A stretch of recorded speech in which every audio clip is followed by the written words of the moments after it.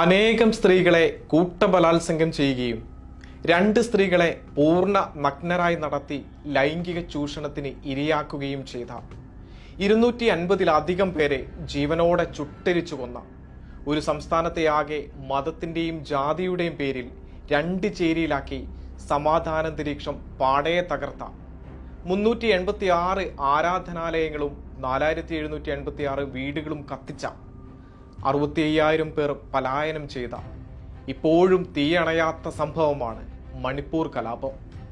BJPയുടെ വിദ്വേഷ രാഷ്ട്രീയമുണ്ടാക്കിയ ആ വംശഹത്യയ്ക്ക് മെയ് 3-ന് ഒരാണ്ട്.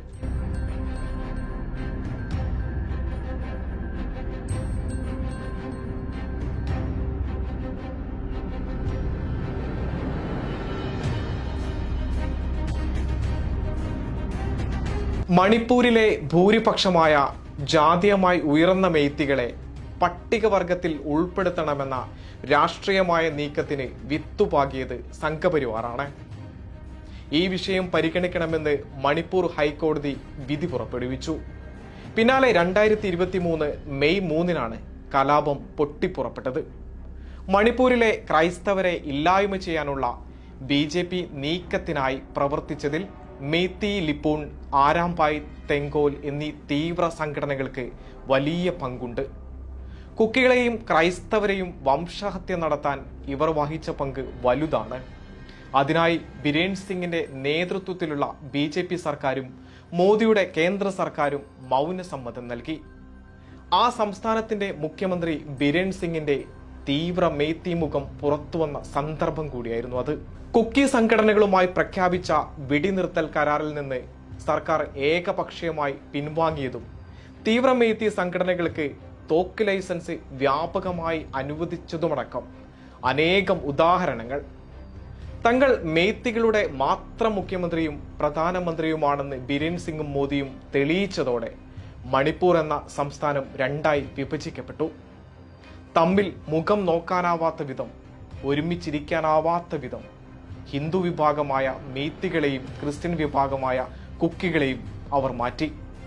വിദ്യാഭ്യാസത്തിനും തൊഴിലിനുമായി പതിറ്റാണ്ടുകൾക്ക് മുൻപ് സംസ്ഥാനത്തിന്റെ താഴ്വാരത്തിലേക്ക് എത്തിയ കുക്കി വിഭാഗത്തെ ആ സംസ്ഥാനത്ത് നിന്നും തന്നെ ആട്ടിയോടിച്ചു. ഇതുമൂലം സ്വന്തം വീടും ജോലിയും സ്വത്തുക്കളും എല്ലാം നഷ്ടപ്പെട്ട് വിദ്യാഭ്യാസവും എന്തിന് വോട്ടവകാശം പോലും നിഷേധിക്കപ്പെടുന്ന ഒരു വിഭാഗമായി മണിപ്പൂർ ജനത മാറി. മണിപ്പൂർ വംശഹത്യയ്ക്ക് 1 വർഷം പൂർത്തിയാകുമ്പോഴും ഇപ്പോഴും കെട്ടടങ്ങിയിട്ടില്ല ആ സംസ്ഥാനത്തെ തീ. മണിപ്പൂർ ആളിക്കത്തിയപ്പോൾ മിണ്ടാതിരുന്ന മോദി വംശഹത്യ തുടരുന്ന 75-ാം ദിനത്തിലാണ് മുതലക്കണ്ണീരൊഴുക്കിയത്.